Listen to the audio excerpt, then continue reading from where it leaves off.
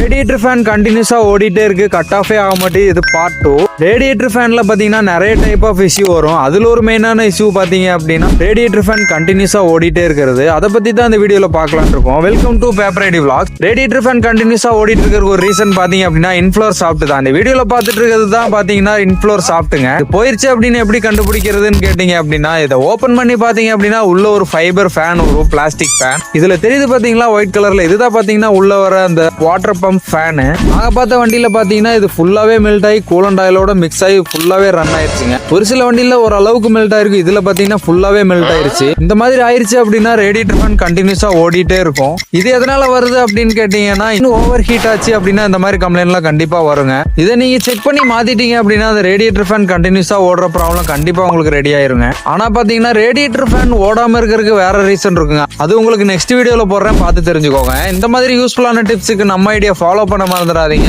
யூடியூப்ல பார்த்துட்டு இருந்தீங்க அப்படின்னா சப்ஸ்கிரைப் பண்ணிக்கோங்க.